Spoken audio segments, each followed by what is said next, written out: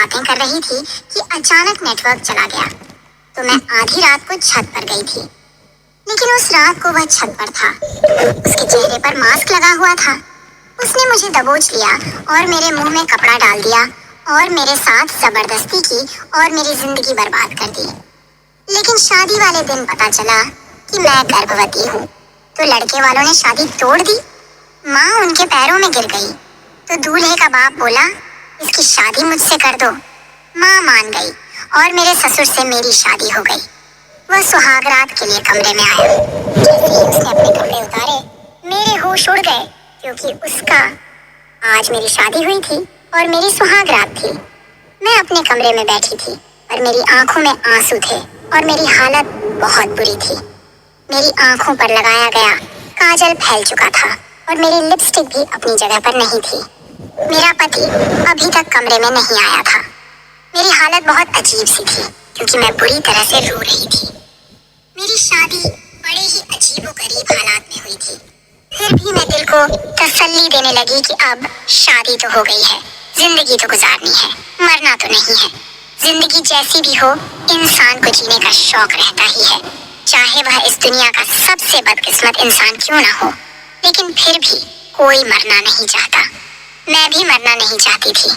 थोड़ी देर बाद मेरा दूल्हा कमरे में दाखिल हुआ। जब मैंने उसे देखा तो मेरी आंखों से आंसू निकलने लगे, क्योंकि मुझे पता था कि मेरी जिंदगी बहुत बुरी होने वाली है।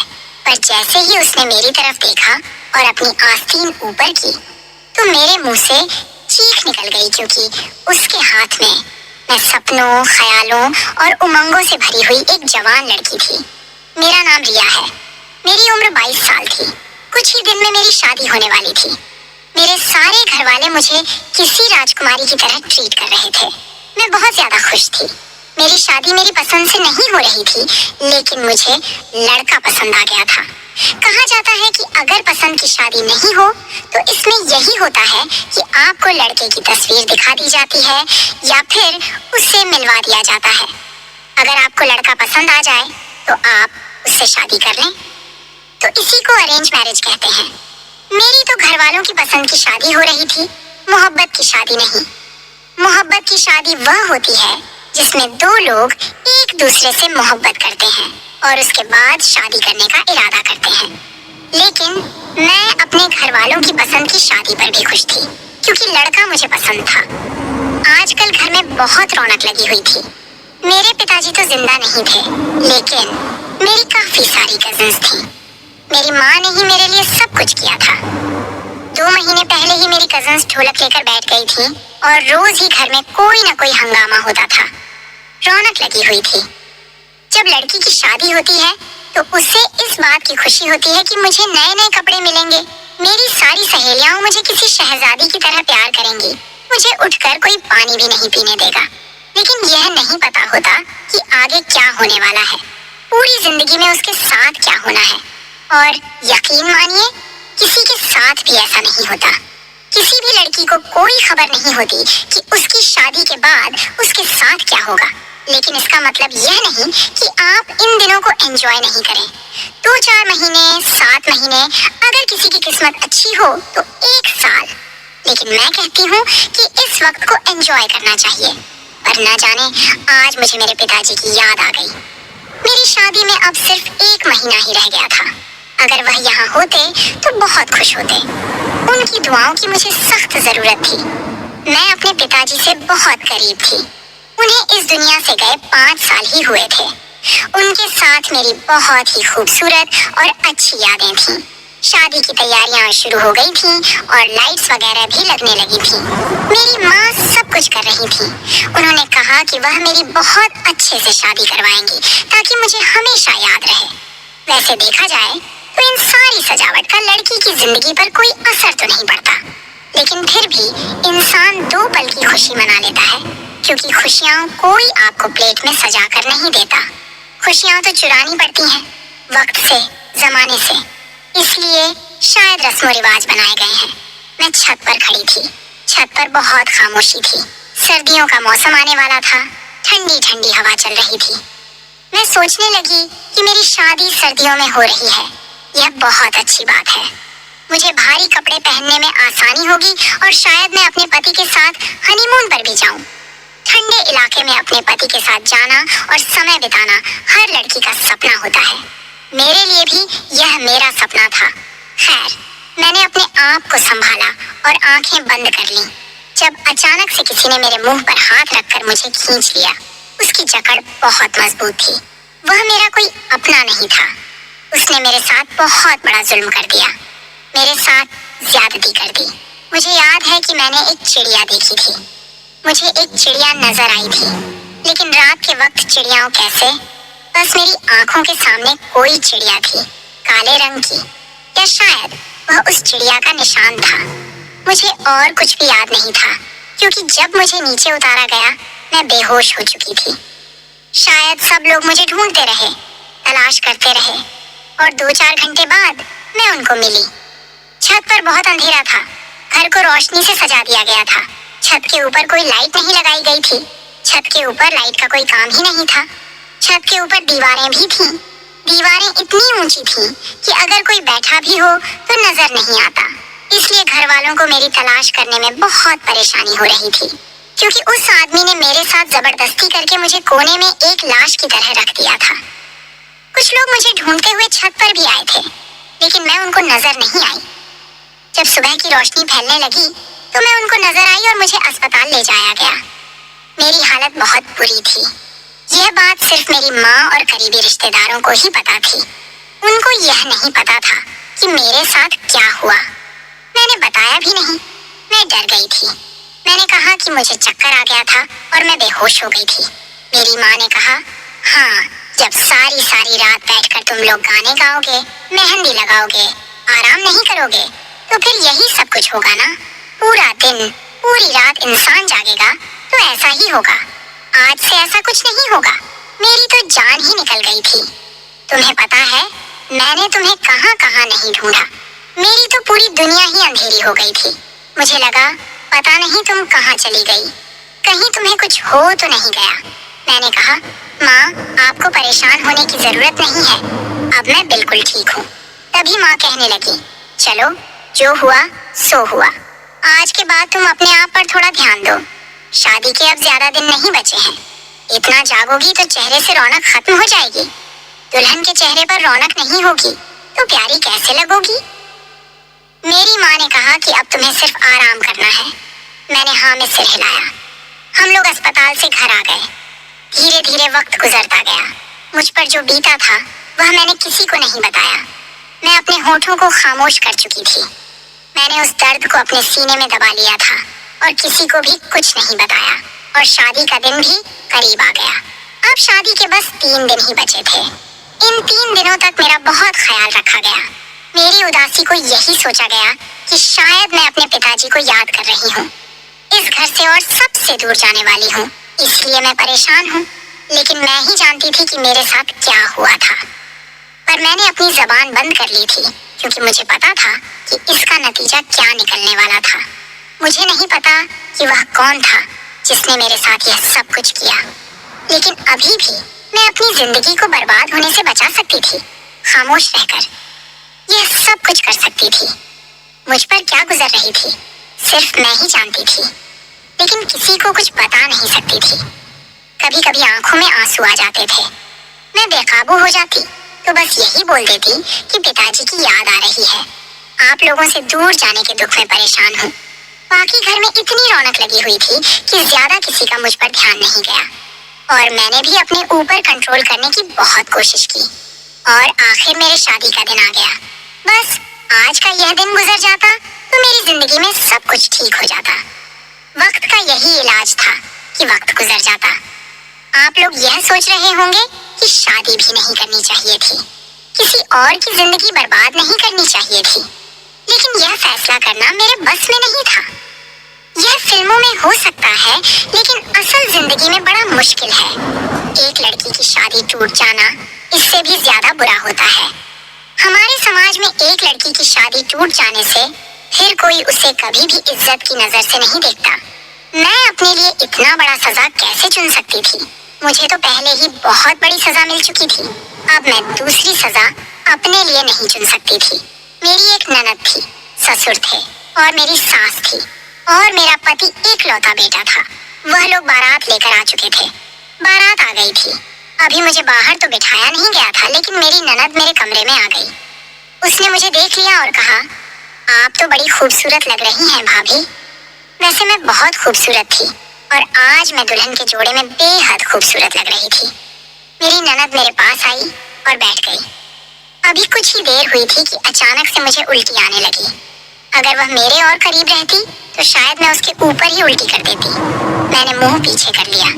उसने कहा, भाभी क्या हो गया है आपको? मैंने कहा, वह दरअसल डाइटिंग कर रही हूँ ना, तो मेरे पेट की हालत अजीब सी हो गई है और टेंशन से भी ये सब कुछ हो रहा है। उसने कहा, परेशान होने की क्या जरूरत है, आज तो आपकी शादी है, आपको खुश होना चाहिए। मैंने अपने आप को संभाल लिया, पर थोड़ी देर बाद फिर से मुझे उल्टी आने लगी। मेरी ननद ने मुझे अजीब नजरों से देखा और कहा, मैं 1 मिनट में आती हूँ। इतना कहकर वह वहां से चली गई। मेरी माँ को यह बात पता चल गई कि मुझे उल्टियाँ हो रही हैं। मेरी माँ कहने लगी, क्या उल्टा सीधा खा लिया है तूने? तेरी ननद ने भी तुझे ऐसे करते हुए देख लिया। तुझे नहीं पता बेटा, लोग उल्टी सीधी बातें करते हैं कि दुल्हन उल्टियाँ कर रही है। मैंने कहा, क्यों, किसी को उल्टी नहीं आ सकती? मेरी माँ ने कहा, जवान लड़कियों को ऐसे शादी वाले दिन थोड़ी ना उल्टी आती है। तुझे यह नहीं पता कि जवान लड़की की उल्टी आने से उसे किस बात से जोड़ा जाता है। इतनी भी तो बेवकूफ नहीं है, ये तो तुझे पता है। मैंने कहा, माँ यह सब कुछ ड्रामों में होता है। मैंने कहा कि मैंने अपनी ननद को कह दिया था कि मैं डाइटिंग कर रही हूँ, इसलिए मेरे साथ ऐसा हो रहा है। मेरी माँ ने कहा, तो तुमने डाइटिंग की है और यह भी तुमने मुझे नहीं बताया, इसलिए तेरे साथ ऐसा हो रहा है। शादी होने वाली है फिर भी उल्टी सीधी हरकतें करती रहती हो। क्या जरूरत है तुझे डाइटिंग करने की? एक तो मैं बहुत परेशान थी, ऊपर से मेरी माँ मुझे 4 बातें सुनाने लगी। मैंने कहा, माँ बस कीजिए, अब मुझे बिल्कुल भी अच्छा नहीं लग रहा है, इसीलिए आप मुझे ज्यादा कुछ मत कहिए। मैंने माँ से ज्यादा बहस करना नहीं चाहा क्योंकि मैं भी इंसान हूँ, मेरी जुबान भी फिसल सकती थी। मैंने बड़ी मुश्किल से सब कुछ छुपा लिया और मुझे स्टेज पर बिठा दिया गया। लेकिन मैं स्टेज पर थोड़ी देर ही बैठी थी कि मेरी आंखों के आगे अंधेरा छाने लगा और मैं बेहोश हो गई। मुझे होश नहीं आ रहा था। मुझे बाद में पता चला कि जब मुझे होश नहीं आ रहा था तो मेरी ननद ने सबके सामने कहना शुरू कर दिया, पहले भाभी उल्टियाँ कर रही थी, अब भाभी बेहोश हो गई है। आखिर ये मामला क्या है? ससुराल वाले तो ऐसे ही होते हैं, वो आपके लिए कभी अच्छे नहीं होते। आप उनको सीधी बात बताओ तो उनको उल्टा सुनाई देता है, और यहाँ पर तो मैं खुद फंस गई थी। पहले मुझे उल्टियाँ आ रही थी, उसके बाद मुझे चक्कर आ गए। तो उन्हें शक तो होना ही था कि लगता है बात कुछ और है। आखिर कब तक मैं इस बात को छुपा सकती थी? मैं तो बड़ी परेशान हो गई, लेकिन मरती क्या ना करती। अभी तो मुझे सबकी नजरों का सामना करना था, सबके सवालों के जवाब देने थे। पता नहीं वे मेरे बारे में क्या समझेंगे। सब कहने लगे, अरे कोई डॉक्टर को बुलाओ, आखिर दुल्हन को क्या हो गया है। शादी में ही एक शख्स आया हुआ था जो डॉक्टर था। उसने मेरा चेकअप किया तो वह हैरान रह गया। तब तक मुझे होश आ चुका था। जब उसने यह खबर सुनाई, उसने कहा कि मैं माँ बनने वाली हूँ। यह बात सबके लिए ही बहुत अजीब थी। मेरी माँ ने कहा, मैं तेरा मुंह नोच लूंगी, तूने ये बात भी कैसे कर दी? मेरी बेटी की शादी है और तू इसके बारे में कैसी बातें कर रहा है? ऐसा कुछ नहीं है, मेरी बेटी का किसी के साथ कोई ताल्लुक नहीं है। मेरी सास ने सबके सामने कहना शुरू कर दिया, ताल्लुक नहीं है तो फिर यह गर्भवती कैसे हो गई? डॉक्टर ने खुद कहा है। मेरी माँ कहने लगी, देखिए ऐसा मत कहिए, मेरी बेटी कभी कोई गलत काम नहीं कर सकती, वह तो आज तक किसी लड़के से बात तक नहीं की है। मेरी माँ डॉक्टर से कहने लगी, ऐसा तुम क्यों कह रहे हो? कह दो ये झूठ है, बहुत बड़ा तमाशा बनेगा। डॉक्टर ने कहा, कोई बात नहीं, हो सकता है मैं गलत भी हूँ, अभी टेस्ट करवा लेते हैं। यहाँ पर एक लेबोरेटरी वाले को मैं जानता हूँ, वह आधे घंटे में टेस्ट की रिपोर्ट भी दे देगा। मैंने कहा, मैं बिल्कुल टेस्ट नहीं करवाऊंगी। मेरी माँ ने कहा, तू क्यों टेस्ट नहीं करवाना चाहती है? सबके सामने मेरी इज्जत की नीलामी मत कर, चुपचाप जो कहते हैं वह कर ले। मुझे पता था कि मैं ही मुश्किल में थी। उन्होंने मुझसे टेस्ट करवा लिया। आधे घंटे में उसने व्हाट्सएप पर वही रिपोर्ट अपने फोन पर ऑन करके सबके सामने दिखा दी। उसने कहा, यह लड़की माँ बनने वाली है, इसमें कोई झूठ नहीं है। अब तो रिपोर्ट भी सामने आ गई है। मेरी माँ ने मेरी तरफ ऐसे देखा जैसे वह मुझे जानती ही नहीं और जैसे मैं उनकी बेटी ही नहीं हूँ। सारे लोग बातें बनाने लगे। मेरी ननद भी उल्टी सीधी बातें करने लगी। मेरी सास तो कहने लगी, भगवान का शुक्र है इस लड़की से मेरे बेटे की शादी नहीं हुई। मैं अपने सिर झुकाए सबकी बातें सुन रही थी। मेरे पास कोई जवाब नहीं था। मेरी सास ने मेरी माँ को बहुत बातें सुनाई। आप तो बड़ा कह रही थी कि मेरी बेटी बहुत शरीफ है, शराफत के दम भर रही थी। देखिए आपकी बेटी ने क्या किया। यह तो हमारी किस्मत है कि हमें सही वक्त पर पता चल गया, नहीं तो हमारे बेटे की तो जिंदगी बर्बाद हो जाती। हमारे बेटे ने कोई पाप नहीं किया है कि उसकी शादी ऐसी लड़की से होती। मेरा होने वाला पति भी मुझे अजीब नजरों से देख रहा था। उसकी आंखों में मेरे लिए नफरत थी। मेरी सास ने कह दिया, मैं तो अपने बेटे की शादी इस लड़की से कभी नहीं करवाऊंगी। मेरी माँ उनके कदमों में बैठ गई और रोने लगी। उनके सामने हाथ जोड़ने लगी। मैंने अपनी माँ को ऐसे करते हुए देखा तो मेरा दिल फटकर रह गया। लेकिन मैं क्या कर सकती थी? क्या यह मेरी गलती थी कि मेरे साथ यह सब कुछ हुआ था? लेकिन यहाँ पर ऐसा ही होता है। अगर एक लड़की के हालात सबके सामने इस तरह आए तो लोग लड़की को ही गलत ठहराते हैं। उसे ही बदचलन कहा जाता है। यही तो करती है दुनिया एक औरत के साथ। मैं भी अपने आप को यही कह रही थी कि मेरी कोई गलती नहीं है। इसमें मेरी क्या गलती है? मेरे साथ तो एक हादसा हुआ था, लेकिन मैं किसी भी तरह कुछ भी साबित नहीं कर सकती थी। मैं बुरी तरह से रो रही थी। मेरी माँ उनके कदमों में बैठी थी। मेरी माँ ने उन लोगों से कहा, ऐसा मत कीजिए, आप यहाँ से चले गए तो मेरी बेटी से कोई शादी नहीं करेगा। उन्होंने कहा, आपकी बेटी मेरे बेटे से क्या किसी भी लड़के से शादी करने के लायक नहीं है? आप ये चाहते हैं कि हम इस बदनामी की टोकरी को अपने साथ ले जाएं, ताकि हम भी जलील होते फिरें? आजकल तो लड़कियों का पैर बड़ी जल्दी फिसल जाता है, लेकिन हमें नहीं पता था कि आपकी बेटी भी ऐसी होगी। क्या क्या नहीं हो रहा है आजकल, पर इसका मतलब यह नहीं कि आंखों देखकर मक्खी निगल ली जाए। वह लोग जाने लगे तो मेरी माँ ने उनके पैरों को पकड़ लिया। मेरी सास कहने लगी, हम यहाँ पर शादी नहीं करने वाले, बस बात खत्म। लेकिन आगे मेरे ससुर ने जो बात कही उसे सुनकर वहाँ पर जितने भी लोग थे वह सब के सब हैरान हो गए। मेरे भी कदमों तले से जमीन खिसक गई। मेरे ससुर, जिनका नाम अशोक था और उम्र 45 साल थी, ने कहा, मैं इस लड़की से शादी करूंगा। मैं इससे शादी करने के लिए तैयार हूँ। यह सुनकर तो मेरी सास के भी होश उड़ चुके थे। वह कहने लगी, यह तुम क्या कह रहे हो? तुम इससे शादी करोगे? मेरे ससुर ने कहा, मैं इस लड़की की जिंदगी बचाने के लिए इससे शादी करूंगा, वरना इसकी जिंदगी तो बर्बाद हो जाएगी। मेरी सास ने कहा, मेरे होते हुए इसके साथ शादी कैसे करोगे? तो मेरे ससुर कहने लगे, वह सब मुझे तुम्हें समझाने की जरूरत नहीं है। मैं चाहूं तो शादी कर सकता हूँ। तभी मेरी सास कहने लगी, ऐसे कैसे कर लोगे शादी? तुम अगर तुमने शादी के लिए एक कदम भी आगे बढ़ाया तो मुझसे बुरा कोई नहीं होगा। मैं तुम पर केस कर दूंगी। तभी मेरे ससुर कहने लगे, तुम्हें जो करना है कर दो। केस करना चाहती हो कर दो। कोर्ट में मुझे लेकर जाना चाहती हो लेकर चली जाओ, लेकिन इतना जान लेना, तुमने अगर मुझ पर केस किया तो मैं तुम्हें छोड़ दूंगा, तुम्हें अपने घर से निकाल दूंगा, तुम घर से बेघर हो जाओगी। मेरे ससुर की ऐसी बातें सुनकर मेरी सास खामोश हो गई। मेरा जो होने वाला पति था वह अपने बाप पर चिल्लाने लगा। तभी मेरा ससुर कहने लगा, खामोश हो जाओ, तुम एक लफ्ज भी नहीं बोलोगे। अगर तुम में हिम्मत है तो फिर कर लो इस लड़की से शादी।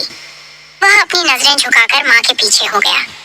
तभी मेरे ससुर ने कहा, अगर मुझसे किसी ने भी इस बारे में अब बात करने की कोशिश की तो मुझसे बुरा कोई नहीं होगा। मेरे ससुर की उम्र मुझसे कहीं ज्यादा थी, लेकिन वह कोई खराब आदमी नहीं थे। उनकी उम्र लगभग 45 साल थी। दिखने में हट्टे कट्टे थे। उन्हें देखकर कोई नहीं कह सकता था कि उनके 2 जवान बेटा बेटी भी हैं। मेरी सास भी ज्यादा उम्र की नहीं थी। खैर, मेरे ससुर से शादी करने के लिए तैयार हो गए। मेरा हाथ थामने के लिए तैयार हो गए। मेरी माँ ने उन्हें ऐसे देखा जैसे वह मेरी माँ के लिए मसीहा हो। मेरी सास की हालत अजीब सी हो गई। उन्होंने कहा, तुम उस लड़की से शादी नहीं करोगे। तो उन्होंने कहा, मैं मर्द हूँ, मैं जिससे चाहूँ शादी कर सकता हूँ। तुम मुझे रोकने वाली होती कौन हो? मैं इस लड़की की इज्जत और जिंदगी बचाने के लिए इससे शादी जरूर करूंगा। मेरी माँ ने फौरन हाँ कह दिया। उन्होंने कहा, अभी इसी वक्त शादी होगी। मेरी सास और मेरा होने वाला पति और मेरी ननद वहां से वापस चली गईं। उन्होंने नाराजगी का इजहार किया और वह वहां से चले गए। कुछ रिश्तेदार थे जो आपस में एक दूसरे से बातें करने लगे। वह लोग मुझे कहने लगे, कैसी लड़की है जो शादी से पहले ही गर्भवती हो गई है। पता नहीं किससे मुंह काला करके बैठी है, किसका बच्चा पेट में लिए घूम रही है। इसे देखो तो जरा। इसे जरा भी डर नहीं लगा कि शादी करके दूसरे घर में जाएगी तो वहां कैसे रहेगी। दूसरे के बच्चे को लेकर इसने कितने निडर होकर शादी करना चाहा। मेरी माँ ने यह सब सुन लिया तो माँ ने उन लोगों से हाथ जोड़कर कहा, आप अगर मेरी बेटी की इज्जत नहीं कर सकते तो आप यहाँ से जा सकते हो। उन्होंने कहा, कौन सी इज्जत? आपकी बेटी ने तो सब कुछ बर्बाद कर दिया। तुम्हें कुछ कहने की जरूरत नहीं है। हम खुद ही यहाँ से चले जाएंगे। वैसे भी कौन रहना चाहेगा? वैसे भी यहाँ शादी नहीं, यहाँ तो तमाशा हो रहा है। लो भाई, आया था कोई लड़का शादी करने के लिए, अब इससे एक अधेड़ उम्र का आदमी शादी करने के लिए तैयार है। वह औरतें हंसने लगीं। सब लोग चले गए। मुझे वापस कमरे में ले आया गया। मैंने अपनी माँ से कहा, मैं इस बूढ़े से शादी नहीं करूंगी। तो मेरी माँ ने मेरे मुंह पर थप्पड़ दे मारा। मेरी माँ ने कहा, तू इससे शादी नहीं करेगी। अगर तू इससे शादी नहीं करेगी तो तुझसे कोई शादी नहीं करेगा। और मुझ में अब इतनी हिम्मत नहीं है कि मैं तुझे बिन ब्याही माँ बनाकर अपने साथ रखूं और लोग मुझे ताने दें, मेरा जीना मुश्किल करें, तेरा जीना हराम करें। इससे अच्छा है कि तू इस आदमी से शादी कर ले। तूने एक बार भी नहीं सोचा मेरी इज्जत के बारे में। तुमने मेरा एक बार भी ख्याल नहीं किया। बिना बाप के तुझे मैंने कैसे पाला है यह मैं ही जानती हूँ। मैंने अपने बारे में कभी नहीं सोचा। मैंने सिर्फ तुम्हारे बारे में सोचा। लेकिन तुमने मेरी इज्जत का जरा भी ख्याल नहीं किया। तूने मेरी इज्जत का सौदा कर दिया। मैंने अपनी माँ से कहा, माँ, आप एक बार मेरी बात तो सुन लें। मैं आपको सब कुछ बताती हूँ। मेरी माँ ने कहा, कुछ भी बताने का अब वक्त नहीं है। और आखिरी बात यह है कि तू माँ बनने वाली है। तेरी कोख में किसी का बच्चा है और तू वहाँ पर दुल्हन बनी बैठी थी। एक दुल्हन जिसकी शादी है और पता चलता है कि वह अपनी शादी वाले दिन ही गर्भवती है, तो फिर ऐसी लड़की का साथ यह समाज क्या करेगा? तुझे पता है? अरे, तुझे तो खुश होना चाहिए कि एक नेक आदमी ने तेरे साथ शादी करने की हामी भर ली। अब तेरी इससे शादी हो जाएगी, तुझे इसका नाम मिल जाएगा, तो इसके घर में चली जाएगी, तेरा खुद का घर परिवार हो जाएगा। अब इससे ज्यादा तुझे और क्या चाहिए? मैंने कहा, आपने उसकी पत्नी को नहीं देखा। वह मेरे साथ क्या करेगी? वह मुझे कभी चैन से रहने नहीं देगी।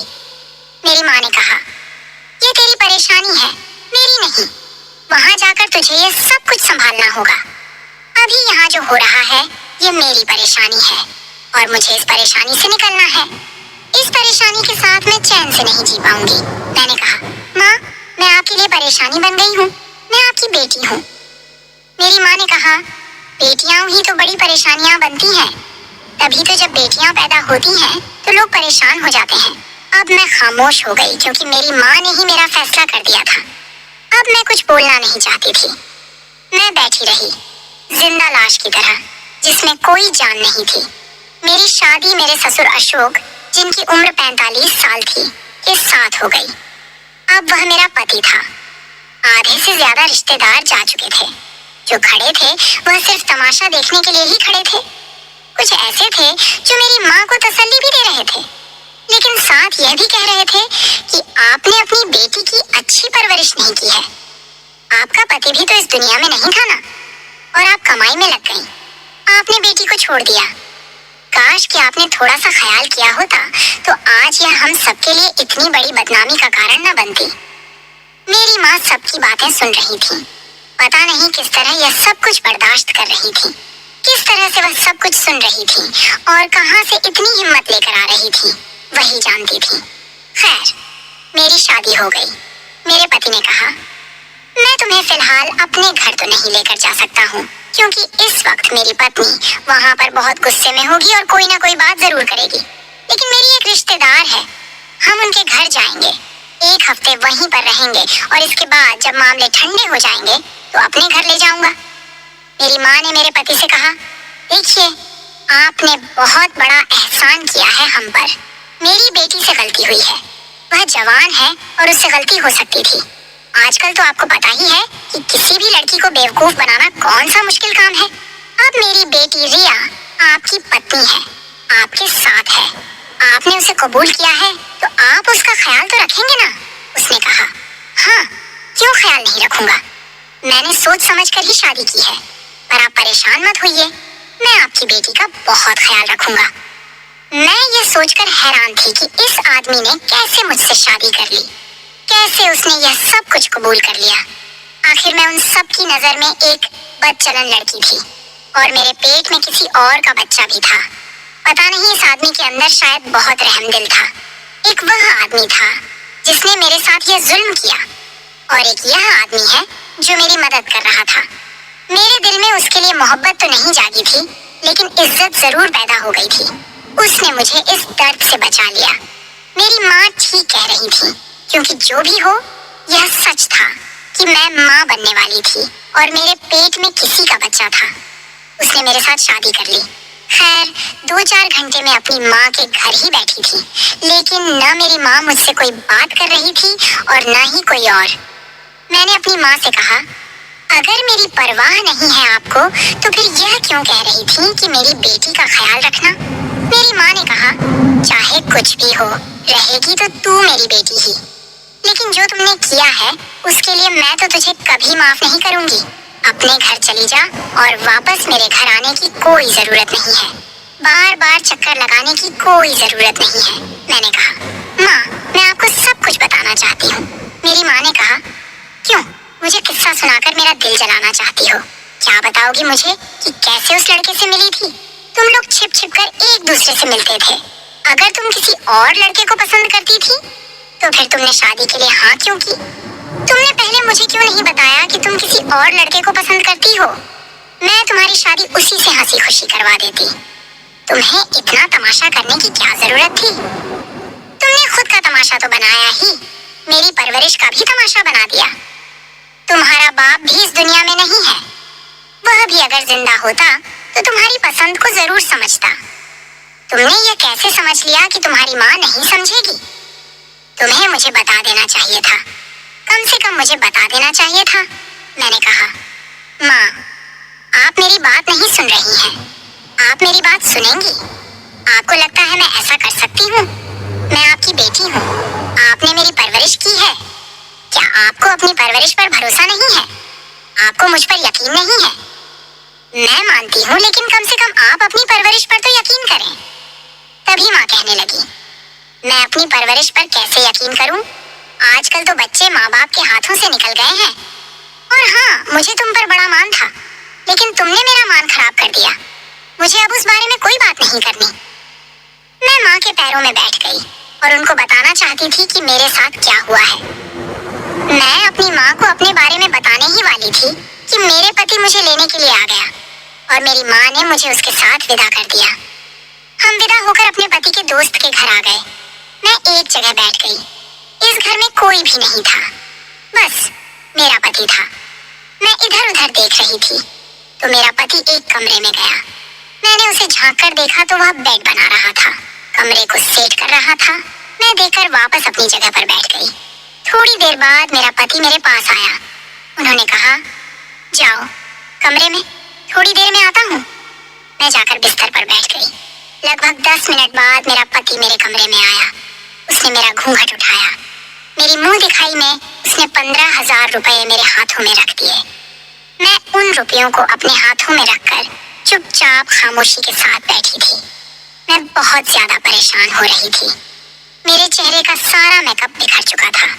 मेरी आंखों पर काजल बिखरा हुआ था और रोने की वजह से मेरा सारा मेकअप खराब हो चुका था। मेरे बाल भी खराब हो गए। मैं उजड़ी हुई दुल्हन लग रही थी और शायद मैं यही तो थी, एक उजड़ी हुई दुल्हन। वह आदमी मेरे करीब आया। उसने कहा, मुझे मेरे फैसले पर पछताने मत देना। अच्छी पत्नी बनकर रहना। जो कोई भी तुम्हें नुकसान पहुंचाने के लिए हाथ आगे करेगा, मैं उस हाथ को तोड़ दूंगा। लेकिन तुम भी बदले में मेरी हर बात मानना। मैंने कहा, आपने यह फैसला क्यों किया? उसने कहा, मैं तुम्हारी जिंदगी बर्बाद होते नहीं देख सकता था। मैंने कहा, लेकिन मैं तो आपके बेटे की होने वाली पत्नी थी। फिर आपने मुझे अपनी पत्नी बनाने के बारे में कैसे सोचा? उसने कहा, अब तुम ऐसी बातें मत करो, भूल जाओ। अच्छा हुआ कि तुम मेरे बेटे की बीवी नहीं बनी। वह बहुत अश्लील आदमी है, बहुत बदतमीज है। उसकी परवरिश उसकी माँ ने की है। वह तो मुझे भी इज्जत नहीं देता। कहता है कि मुश्किल वक्त में बाप ने हमारा साथ नहीं दिया, इसलिए उसके बारे में मेरे सामने कोई बात भी मत करना। और मैं कोशिश करूंगा कि तुम्हें अलग घर में ही रखूं। कहीं यह ना हो कि वह आते जाते तुम पर नजर रखे। मैं खामोश हो गई। इतना कहकर मेरे पति बेड से उठ गए और उन्होंने अपने जिस्म से शर्ट को उतारना शुरू किया। जैसे ही उन्होंने अपनी शर्ट उतारी, मेरे कदमों तले से जमीन खिसक गई। क्योंकि वह रात जब मेरे साथ जबरदस्ती हुई थी, तो मैंने एक चिड़िया देखी थी। मेरी आंखों के सामने एक चिड़िया आई थी। चिड़िया का परछाई था। मुझे वही चिड़िया नजर आई और मैं सब कुछ समझ गई। क्योंकि मेरे साथ जुल्म करने वाला और कोई नहीं, बल्कि मेरा होने वाला ससुर था और उसके हाथों पर चिड़िया का टैटू बना हुआ था। मैं उनसे दूर दूर हटने लगी। उन्होंने कहा, क्या हो गया, कहाँ जा रहे हो? मैंने कहा, वह तुम थे। उसने कहा, क्या मतलब? मैंने कहा, वह तुम ही थे। उसने कहा, कैसी अजीब बातें कर रही हो, पागल तो नहीं हो गई? मैंने कहा, हाँ तुम ही थे। मेरी नजर उस चिड़िया के निशान पर थी और मेरे दिमाग में सब कुछ साफ हो गया था। मैंने कहा, उस रात छत पर जो भी मेरे साथ हुआ, वह करने वाला तुम ही हो। मैं वहां से जाने लगी कि तभी उसने मेरा हाथ पकड़ लिया। उसने कहा, अब इस बात से कोई फर्क नहीं पड़ता।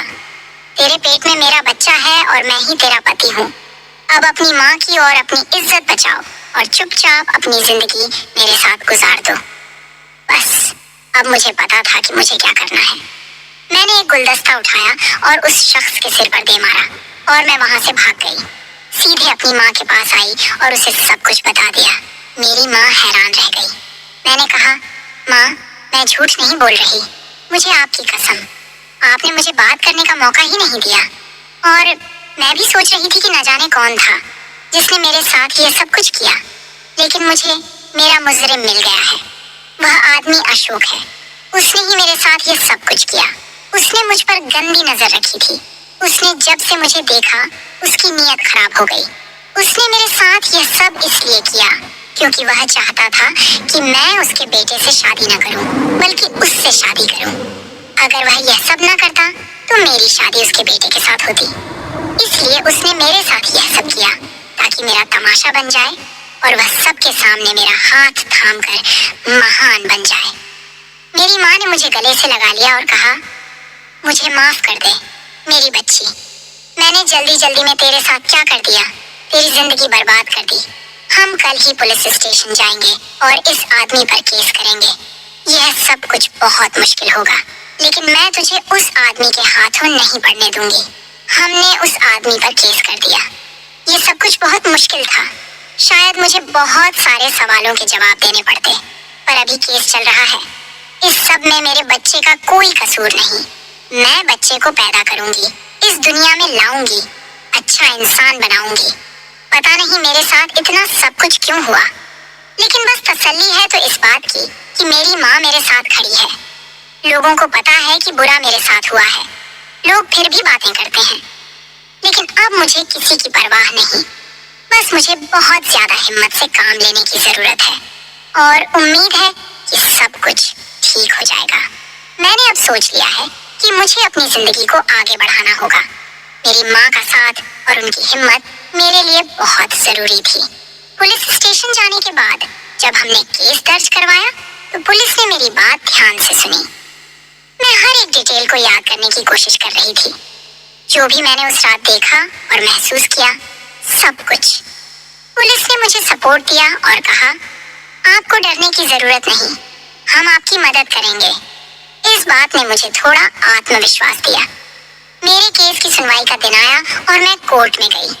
जब मैंने अपना बयान दिया तो मेरी आवाज थोड़ी कांप रही थी, लेकिन माँ ने जितनी हिम्मत दी उतनी रखी। मैंने बताया कि वह सिर्फ मेरा पति नहीं बल्कि मेरे लिए एक खौफ है। कोर्ट में सब लोग सुन रहे थे। उनकी आंखें मुझ पर ठहरी हुई थीं। वह आदमी वहां खड़ा था। उसकी आंखें गुस्से से भरी हुई थीं, लेकिन इस बार मुझे उससे डर नहीं लग रहा था। मेरे बयान के बाद मेरी माँ खुद को संभालते हुए बोली, ये लड़की मेरी बेटी है। इसने जो भी झेला है उसकी कहानी सुननी चाहिए। मेरे दिल में खुशी थी कि मेरी माँ मेरे लिए खड़ी थी। कोर्ट की सुनवाई के बाद मुझे समझ आ गया कि मुझे सिर्फ अपनी जिंदगी के लिए नहीं बल्कि उन सभी लड़कियों के लिए भी लड़ना है जो ऐसे ही मुश्किल वक्त से गुजर रही हैं। मुझे खुद पर विश्वास था और मैं चाहती थी कि मेरी कहानी दूसरों तक पहुंचे ताकि वे भी समझ सकें कि उन्हें कभी अपने हक के लिए लड़ना नहीं छोड़ना चाहिए। जब कोर्ट का फैसला आया तो मेरी माँ और मैं खुश थीं। अशोक को सजा मिल गई थी, लेकिन मैं जानती थी कि इस सब के बाद भी मेरे लिए बहुत कुछ नया शुरू करना होगा। मैंने अपने बच्चे को पैदा करने का फैसला किया और इस बार मुझे अपने लिए सोचना था। मेरी माँ ने मेरी तरफ देखते हुए कहा, तुम्हें अब नई शुरुआत करनी चाहिए। तुम्हें अपने सपनों के पीछे भागना चाहिए। मैं खुद से कह रही थी कि मुझे न सिर्फ अपने बच्चे के लिए बल्कि अपने लिए भी जीना है। दिन बीतते गए और मैंने अपने बच्चे की देखभाल करते हुए सोचा कि मुझे एक नई जिंदगी शुरू करनी है। मेरा बच्चा मेरी जिंदगी का नया रोशन पहलू था। जब मैंने उसे गोद में उठाया तो मुझे महसूस हुआ कि मेरी सारी तकलीफ खत्म हो गई है। मैं एक अनाथ आश्रम में काम करने लगी। वहाँ पर जितने भी अनाथ बच्चे थे उन बच्चों की देखभाल करने लगी। वहाँ पर मेरी मुलाकात एक लड़के प्रीतम, जिसकी उम्र 28 साल थी, से हुई। उस लड़के को मेरी सारी हकीकत पता थी। एक दिन वह मेरे पास आया और उसने आगे से आकर कहा कि वह मुझसे प्यार करता है और मेरा हाथ थामना चाहता है और मेरे बच्चे के साथ मुझे अपनाना चाहता है। दोस्तों, अब आप ही मुझे बताइए, क्या मुझे प्रीतम से शादी कर लेनी चाहिए या मुझे अपने बच्चे के साथ ही अकेली जिंदगी गुजारनी चाहिए? कमेंट करके जरूर बताएं। दोस्तों, उम्मीद करती हूँ आपको हमारी कहानी पसंद आई होगी। कहानी पसंद आई है तो वीडियो को लाइक और चैनल को सब्सक्राइब जरूर करें। मैंने चिंता से रिक्शा स्टैंड की ओर देखा। कानों में पत्नी की आवाज गूंज रही थी, शाम को कुछ लेते आइएगा। आज गुड़िया ने पहली बार नवरात्रि का व्रत रखा है। अचानक एक बूढ़ी औरत मेरे रिक्शे के पास आकर बोली, बेटा, मुझे घर छोड़ दोगे? वह बेहद गरीब महिला थी। मन में ख्याल आया कि इसे घर छोड़ देता हूँ, क्या पता इसके आशीर्वाद से कोई सवारी मिल जाए। जैसे ही मैंने उसे उसके दरवाजे पर छोड़ा और वापस मुड़ने लगा तो सामने का दृश्य देखकर मेरे होश उड़ गए। क्योंकि नवरात्रि का महीना था, लोगों के घरों में तरह तरह के पकवान बन रहे थे। मंदिरों में सजावट हो रही थी और हर गली में माता के जागरण और गरबे की तैयारियां चल रही थी। लेकिन दूसरी तरफ हम जैसे गरीब लोग थे जो इस बात से परेशान थे कि इस पावन समय में सब कुछ महंगा हो गया था, चाहे वह दूध हो, फल हो या प्रसाद का सामान। सुबह से ही दिल बहुत बोझिल था। काम लगभग ठप पड़ा था और ऊपर से मेरी रिक्शा भी टूट चुकी थी, जिसकी मरम्मत जरूरी थी। लोग उसकी हालत देखकर बैठने से कतराते थे। अब सोच रहा था, घर का खर्च चलाऊं या रिक्शे की मरम्मत करवाऊं। दोनों में से एक ही कर सकता था। सुबह पत्नी ने जब चाय के साथ बासी रोटी रखी तो अपने होंठ काटते हुए धीरे से बोली, शाम को कुछ लेते आइएगा। आज गुड़िया का पहला व्रत है। मेरे हाथ वहीं कांप कर रह गए थे। मैंने हैरानी और शिकायती नजरों से उसकी तरफ देखा। वो मेरी हालत जानती थी, फिर भी उसने बेटी को नहीं रोका। अपनी सफाई में वह कहने लगी, गुड़िया के पापा, मैंने बहुत समझाया था उसे, लेकिन वो बच्ची है, जिद करने लगी। कहने लगी कि मोहल्ले की सब लड़कियां हो तो पूजा में नई चूड़ियां और चुनरी पहनेंगी, मैं खाली हाथ रह जाऊंगी। अगर उठती तो सुबह सुबह रोने लगती। मैंने एक गहरी सांस ली। शायद मेरी बच्ची के नसीब से ही माँ दुर्गा कोई रास्ता निकाल दे। दिन भर मैंने बाजार और मोहल्ले में इधर उधर भटक कर देखा कि कोई सवारी मिल जाए या कोई छोटा काम मिल जाए, लेकिन कोई खास बात नहीं बनी। अंत में हार कर फिर अपने टूटे फूटे रिक्शे के पास सड़क किनारे बैठ गया। मेरे आसपास औरों के सुंदर सजाए गए रिक्शे खड़े थे। पहले मेरी हालत ऐसी नहीं थी। मैं एक कपड़े की दुकान पर काम करता था। आमदनी ज्यादा नहीं थी, लेकिन गुजर बसर आराम से हो जाता था। लेकिन जब 2008 से 9 का आर्थिक संकट आया, दुकान बंद हो गई और मैं बेरोजगार हो गया। धीरे धीरे घर का सारा सामान बिक गया। पत्नी ने चुपचाप सब सहा, न कभी शिकायत की, न किसी के आगे हाथ फैलाया। ऊपर वाले ने हमें एक ही संतान दी थी, मेरी गुड़िया, जो अब 8 साल की हो चुकी थी। जब हालात नहीं सुधरे, आर्थिक संकट खत्म हुआ, तो पत्नी ने अपनी शादी का गहना मेरे हाथ में रख दिया और कहा, रमेश, इसे बेचकर एक रिक्शा ले लो, कम से कम घर की रोटी दाल तो चलेगी। मैंने आभार भरी नजरों से पत्नी की ओर देखा और गहने लेकर बाजार चला गया। जितनी रकम मिली उससे नया रिक्शा तो नहीं, लेकिन एक काम चलाऊ पुराना रिक्शा जरूर ले पाया। पिछले 1.5 साल से लगातार रिक्शा चला रहा हूँ, लेकिन खर्च पूरे नहीं हो पाते। बेटी को प्राइवेट स्कूल से निकालकर सरकारी स्कूल में दाखिल करवा दिया है। आज मौसम भी काफी गर्म था। मैं सिर पकड़कर अपनी सीट पर बैठा ही था कि बगल वाले रिक्शा ड्राइवर की तीखी आवाज सुनाई दी, चामाई, वक्त खराब मत कर, धंधे का टाइम है। जब पैसे नहीं होते तो रिक्शा वालों से पूछने की क्या जरूरत है, पैदल क्यों नहीं चली जाती। उसने और भी कुछ कड़वी बातें कही, लेकिन मेरा दिल उदास हो गया। हालांकि राजू को तो सुबह से ही 12 सवारियां मिल चुकी थी। तभी मेरी पुरानी गाड़ी के पास एक बूढ़ी औरत आई और बोली, बेटा, जरा मुझे घर तक छोड़ दोगे? मैंने गौर से उस औरत को देखा। शायद भीख मांगकर घर लौट रही थी। पैरों में टूटी चप्पल थी, हाथ में एक फटा हुआ थैला, कपड़े जगह जगह से हाथ से सिले हुए और चेहरे पर परेशानियों की गहरी लकीरें थीं। मैं एक पल को अपनी माँ की याद में खो गया। पिछले साल उनका निधन हो गया था। मेरी माँ भी ऐसी ही कमजोर और दुखी सी दिखती थी। मेरी पत्नी उनका पूरा ध्यान रखती थी। कपड़े भले पुराने होते लेकिन साफ होते। मैं भी माँ की सेवा करने की पूरी कोशिश करता था, लेकिन वह मेरी आर्थिक स्थिति देखकर अक्सर चिंता में डूबी रहती थी। मैंने तुरंत फैसला किया कि इस बूढ़ी महिला को उसके घर छोड़ आता हूँ। वैसे भी सवारी तो कोई नहीं मिल रही थी। क्या पता इसी गरीब के आशीर्वाद से ऊपर वाला मुझे कुछ रोजी दे दे। मैं तुरंत रिक्शा से उतरा, उन्हें सहारा देकर बैठाया और उनके बताए पते की ओर चल पड़ा। वह शहर से दूर एक वीरान बस्ती में रहती थी, जहाँ ज्यादातर लोग उसी तरह की गरीबी में जी रहे थे। मैंने उस बूढ़ी माँ को उनके दरवाजे पर उतारा। वह सिर पर हाथ रखकर मुझे खूब आशीर्वाद देने लगी। मैंने मुस्कुराकर धन्यवाद कहा और मुड़ने ही वाला था कि उन्होंने अपने कांपते हाथों से मेरा बाजू पकड़ लिया। मैं सवारियों की तलाश में नजरों से इधर उधर देख रहा था। तभी उस बुजुर्ग औरत ने अपने पुराने थैले में हाथ डालकर मेरी ओर अच्छे खासे पैसे बढ़ा दिए। मैं हैरानी से उस बूढ़ी औरत को देख रहा था। मैंने मना करने के लिए सिर हिलाना चाहा, तो वह मुस्कुराकर मेरे सिर पर हाथ रखकर बोली, बेटा, मैं जानती हूँ कि तू भी परेशान है। संध्या का समय होने वाला है। थोड़ी देर में माता की आरती शुरू हो जाएगी। लगता है तू भी व्रत में है। ऐसा कर, अपने घर चला जा और अपनी पत्नी बच्चों के साथ मिलकर माता की पूजा कर ले। वैसे भी मैं तो अकेली हूँ। जितना माँ दुर्गा ने मुझे दे दिया है, उतना मेरे लिए बहुत है। कल क्या होगा यह माता रानी जानती है। मेरी प्रार्थना है कि माँ तेरे जीवन में सुख, शांति और समृद्धि भर दे। मेरी आंखों में आंसू आ गए थे। जिसे सब भिखारी समझ रहे थे, उसका दिल इतना बड़ा था कि वह अपनी मेहनत की कमाई से मुझे पैसे दे रही थी। एक पल को मेरे दिल में ख्याल आया, यह तो दान में मिले पैसे थे। क्या मैं इनसे अपनी पत्नी और बेटी के लिए व्रत का फलाहार लाऊं? लेकिन अगले ही पल मेरी आंखों के सामने अपनी बेटी का चेहरा घूम गया, जो इस उम्मीद में व्रत रखे बैठी थी कि उसका पिता आज उसके लिए कुछ अच्छा लेकर आएगा। मैंने वह पैसे ले लिए और उस बूढ़ी औरत को दिल से धन्यवाद कहा। फिर जल्दी से बाजार पहुंचा, कुछ फल, थोड़ा सा दूध और मिठाई ली और घर पहुंच गया।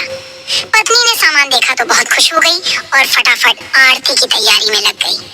मेरी बेटी खुशी से उछल रही थी। शाम की आरती का समय हो गया था। मैं हाथ मुंह धोकर मंदिर की ओर चल पड़ा। मंदिर में पूजा करके कुछ देर एक खंभे से टिक कर बैठ गया। तभी मोहल्ले के शर्मा जी कुछ लोगों के साथ बातें करते दिखे। वो बड़े गर्व से बता रहे थे कि नवरात्रि में उन्होंने वैष्णो देवी में भंडारा करवाया है और आज मोहल्ले के मंदिर में भी उनके खर्च से प्रसाद वितरण हो रहा है। मैंने दुख और अफसोस के साथ उनकी ओर देखा और सोचा, काश शर्मा जी को इस बात का एहसास होता कि इसी मोहल्ले में कई ऐसे गरीब और जरूरतमंद लोग रहते हैं जो असल में इस भंडारे के हकदार हैं। काश वो दिखावे की जगह ऐसे घरों में चुपचाप राशन पहुंचवा देते तो ज्यादा पुण्य मिलता। मैं चुपचाप वहां से उठकर घर लौट आया। आरती की घंटियां बजने लगीं और हम तीनों ने मिलकर पूजा की। मैंने और मेरी पत्नी ने अपनी बेटी को अपने हाथों से फलाहार करवाया। फिर मैंने जेब से 100 रुपए निकाले और बेटी को दिए और कहा, बेटा, यह तुम्हारा 100 रुपए का दान है, इनाम है। मेरी मासूम सी बेटी इतने से ही बहुत खुश हो गई थी। फिर वह और मेरी पत्नी स्नान करके मंदिर जाने लगी संध्या आरती के लिए। मैं भी पूजा के बाद फिर मंदिर पहुंचा। वहां सब लोग शर्मा जी की तारीफें कर रहे थे कि उनके घर से कितना अच्छा प्रसाद आया था। शर्मा जी हाथ